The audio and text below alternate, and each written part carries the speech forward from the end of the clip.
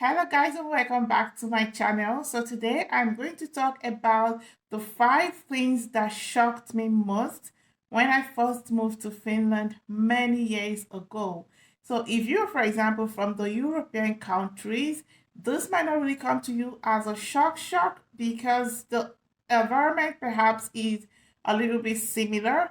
But if you are from countries like Australia, America, Africa, Asia, then this could come as a huge shock for you. Thank you to all my returning subscribers for always checking on my videos. And if you're new here, you haven't subscribed, this is the Diaspora Mom, and I talk about everything Finland, life in Finland, motherhood in Finland, parenting in Finland, studying in Finland, moving to Finland, everything about Finland I discuss here, and I post new videos every week.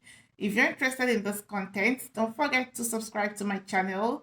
Thank you. And now let's go down straight to the topic. So the number one thing that shocked me when I first moved to Finland was the weather. So when I came to Finland, it was like in the early days of September.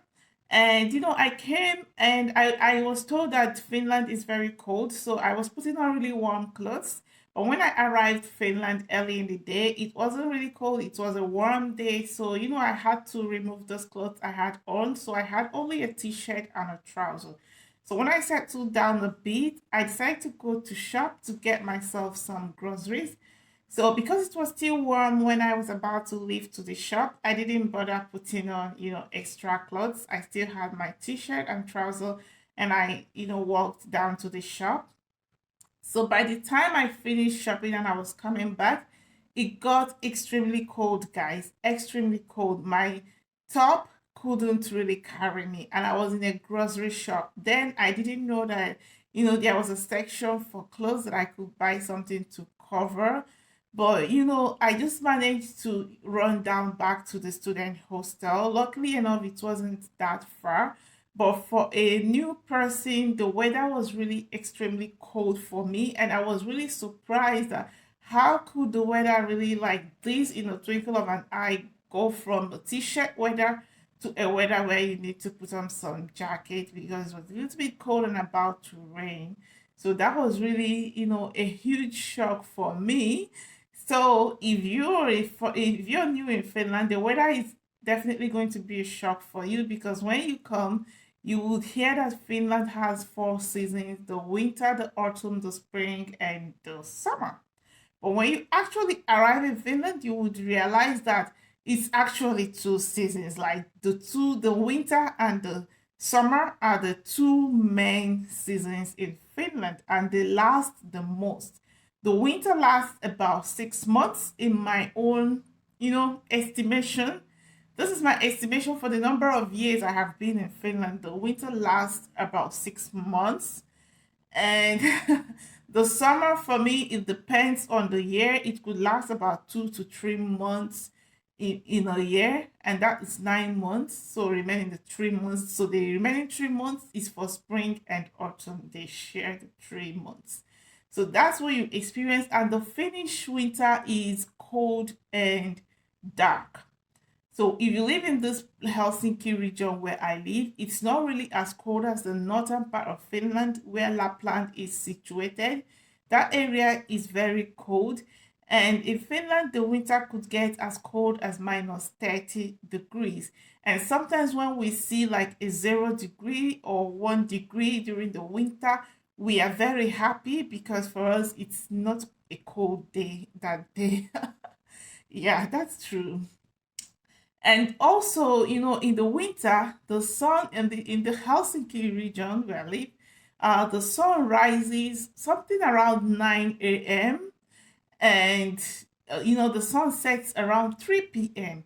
So when I was working or when I was in school, when my school activities are indoors, so I basically come to school like 8 a.m. when it's still dark, and I leave for my hostel around 3 or 4 p.m. when it's dark. So it's really difficult to meet, the daylight, except during the weekends when you're home. But if you're not home and you're indoors in the school, then you don't even get to, see the daylight that much. Yeah, that's how cold is it. That's how dark it is, sorry. And if you go to the northern part of Finland, there are some months when, the sun doesn't rise at all. And they call it the polar nights because it's, darkness throughout the day. But I've never really visited there. And I'm hoping that one day I'm going to have the opportunity to see what Lapland looks like. So that's what you experience in the Finnish winter, and it's really cold. Your hands could get frozen, so you really need to wear very warm clothes, warm gloves, and warm shoes so that you stay warm. And also in the summer, you get another shock because for example, the month of July, the sun nearly doesn't set at all, so you don't get darkness. It's usually daylight. Even in the night around 12 p.m. there is still daylight, and the sun doesn't set. And there is this midsummer, which is one of the biggest festivals in Finland. They call it the Juhannus, the midsummer festival. On that day, the sun does not set. The sun does not set at all. So those are the shocks you will experience if you come from a country like Nigeria, like me, where we are used to day and night. So here during the winter, it's dark. You don't get to see a lot of daylight. And during the summer, there is daylight. You don't get to see a lot of darkness. So those are, the huge differences in the weather. So, and my second point is that, Finnish people are introverts. So don't be shocked when you move to Finland and it's difficult for you to make friends. Because where I come from in Nigeria, you could make friends anywhere. You could make friends in the bus station, in the supermarket, you could in the bus, in the train, you could make friends. But in Finland, it's a different case. Actually, in Finland, it's easier for you to make friends if you're in school or you're at work. And, sometimes even when you are in those places, you could have a workmate that you really work with. And then when you go to shop and suddenly you run into your workmate and you're so excited and you really want to say like, wow, hi, how are you? You would realize that, she's just keeping to herself. She doesn't say hi to you. And you'll be so surprised, like, what is wrong? Did I hurt you? Or you don't like me? Did I say anything wrong to you or anything like that? But it's really nothing personal to you. That's just how they are. They are introverts. They like to keep to themselves, and they could work very well with you as a workmate because that's what they are there to do. They're there to work and they have to give in their best. But that doesn't mean that you are already friends. You really have to be friends, if you understand what I mean. So, it could be a little bit difficult for you to really make friends, especially except you now find yourself in the Helsinki area where, people are a little bit more used to foreigners. So it's much more easier for you to make friends there than when you go to the countryside. So Finnish people are really introverts. It's nothing personal, but that's the huge shock that is coming to you, and you can't see someone in the train, maybe sitting beside you, and just say hi. They find it very awkward. Like, why you say hi to me? I don't even know you. So that's how it is in Finland. So now you come to wonder about my third point, which is nudity. You come to wonder, like, how come, there's a lot of nudity in Finland, which you would see when you come to Finland. And you will now start to wonder, how come these people are introverts, but, they don't care about nakedness, they can go naked. What's this about? You get confused. So especially during the summer months when it's very hot and so on, you could see people in the open places, in the fields, in the beaches. They just wear the swimming trunk and their pants.